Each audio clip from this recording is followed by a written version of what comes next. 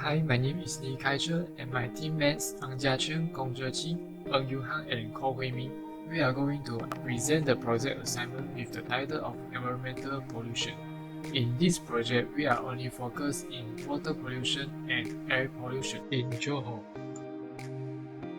Problem statement. In this topic, we are going to address the topic of environmental pollution under SDG, and then we are going to explain how the topic is related to SDG, which is Sustainable Development Goal.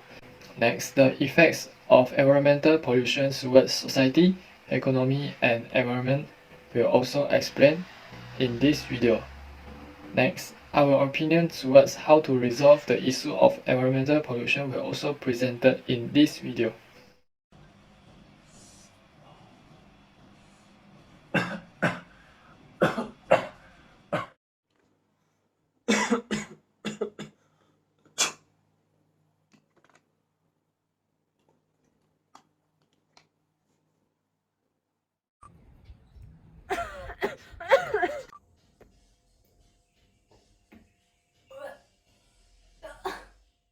Dear students, do you know what happens to them? This is because the air pollution and water pollution have become serious in Johor now. The pollution should not be ignored by us, we should take it seriously. So the lesson of today, I will talk about the air pollution and water pollution in Johor. Alright, since our topic today is about water pollution and air pollution, so I'm going to explain both of these. Alright, let's talk about the air pollution and water pollution. Air pollution and water pollution is categorized under the environmental pollution. So what is environmental pollution? Environmental pollution is the introduction of contaminants into the environment that can harm humans or other living organisms or damage the environment.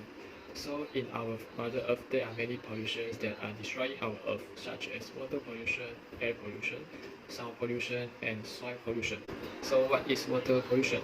Water pollution is the presence of harmful and objectionable objects in the water that obtained from sewers, industrial waste, and rainwater runoff in sufficient concentration until the water is unsuitable to use, such as drinking water. Next, so what is the air pollution? For air pollution, it is the presence of harmful particles or toxic chemicals that have adverse effects to humans, health, and ecosystem. Okay, alright, now I'm going to invite Professor Kong to explain about the literature review and SDG, which is Sustainable Development Goals, to you for more information. Thank you totally for the invitation. Hello everyone, I'm Professor Kong, and now I will brief some literature review of air pollution and water pollution, and also some their relationship with Sustainable Development Goals. For air pollution is a mixture of solid particles and gases in the air. Car emission, chemical from factory, dust, pollen, and mold spore may be suspended as particles. Some air pollutants are poisonous. Inhaling them can increase the chance you will have health problems. People with heart or lung disease, older adults, and children are at the greatest risk from air pollution. Air pollution is not just outside. The air inside buildings can also be polluted and affect your health. For water pollution is the contamination of water body, usually because of human activities in such a manner that negatively affect its legitimate users.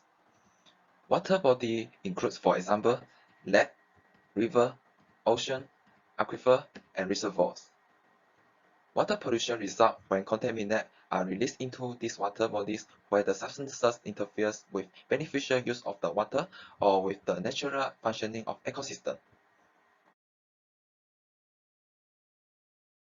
And now we will go into how air pollution and water pollution can be addressed under Sustainable Development Goals. First, we need to know what are Sustainable Development Goals. The Sustainable Development Goals, also known as Global Goals, are a collection of 17 interlinked global goals designed to be a blueprint to achieve a better and more sustainable future for all. The Sustainable Development Goals were set out in 2015 by the United Nations General Assembly and are intended to be achieved by the year 2030. Those 17 Sustainable Development Goals are integrated, that is, they recognize that action in one area will affect outcome in others, and that development must balance social, economic, and environmental sustainability.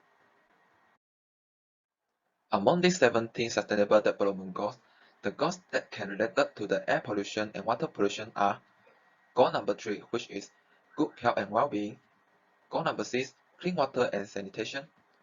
Goal number 11, sustainable cities and communities. And last is goal 12, which is responsible consumption and production. Each of these goals had its own target to achieve within a certain period of time. Here is the example of target that related to our issue of each goal. For goal number 3, due to mortality rate attribute to household and ambient air pollution, they set out the target by 2020 substantially reduce the number of deaths and illnesses from hazardous chemical and air, water and soil pollution and contamination. For goal number 6, the target is by 2030 improve water quality by reducing pollution, eliminating dumping and minimizing release of hazardous chemical and material, halving the proportion of untreated water, and substantially increase recycling and self-reuse globally. Other than that, by 2020, protect and restore water-related ecosystems include mountain, forest, wetland, river, aquifer, and land. For goal number 11, the target is by 2030 reduce the adverse per capita environmental impact of city, including by paying special attention to air quality and municipal and other waste management.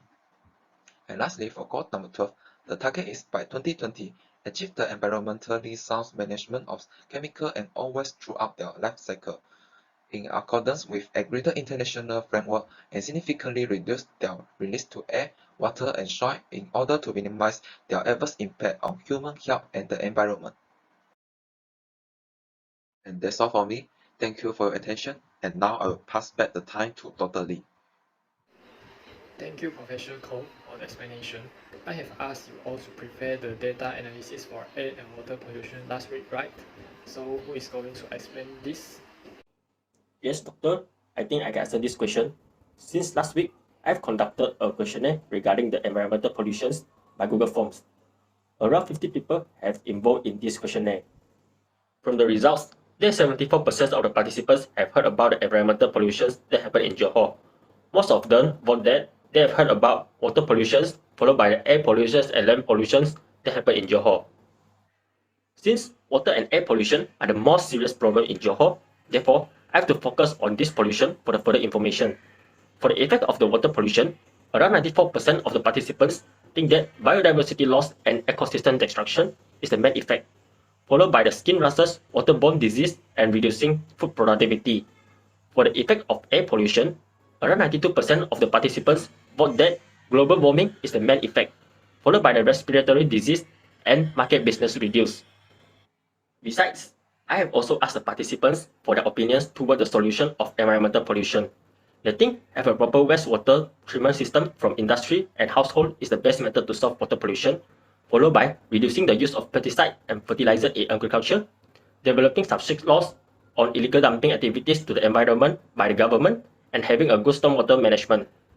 For the solution of air pollution, most of them think that eco-friendly transportation is the most efficient way, followed by replacing fossil fuels with renewable energy, developing strict laws on illegal dumping activities to the environment by the government, and green building.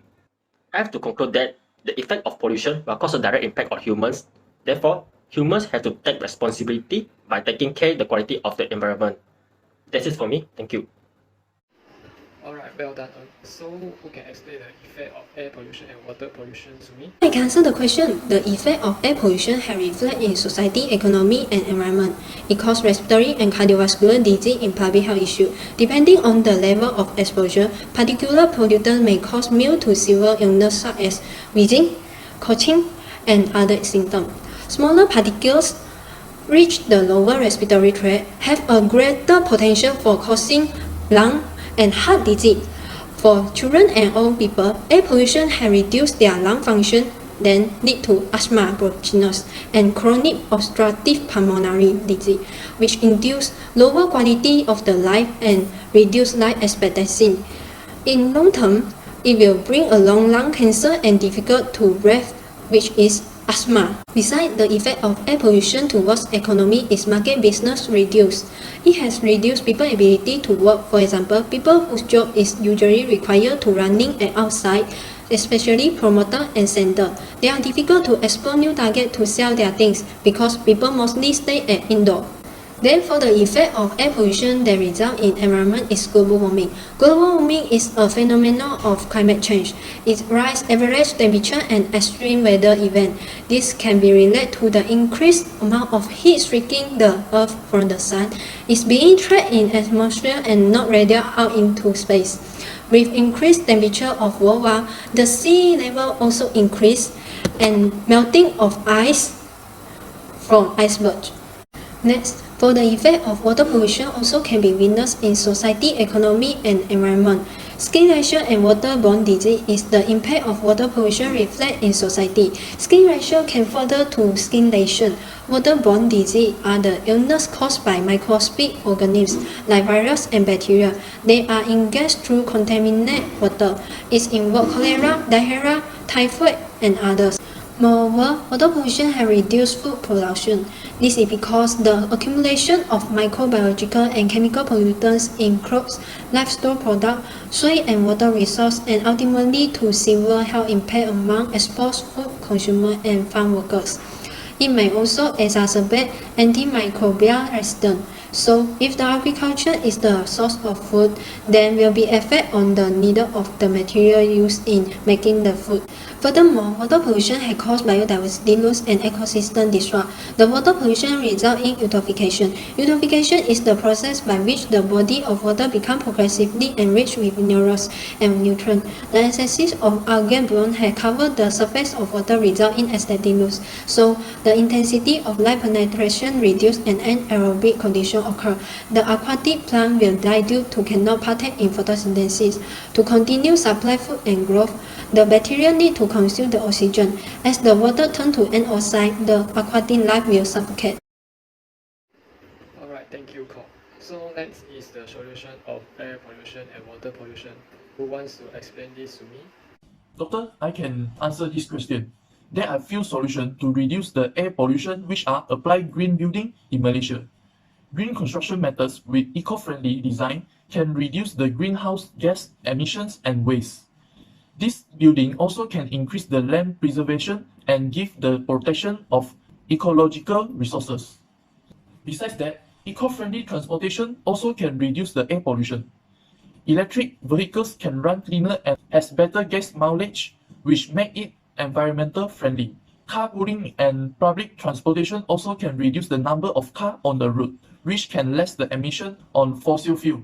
Furthermore, renewable energy like solar and hydro energy can be replaced fossil fuel and applied in the power plant to generate the electricity.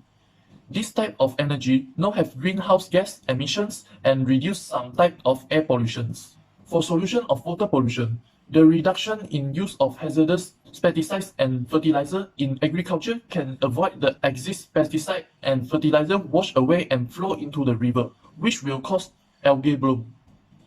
Besides that, a country has a proper wastewater treatment system from industry and household. It also can reduce the water pollution to the environment.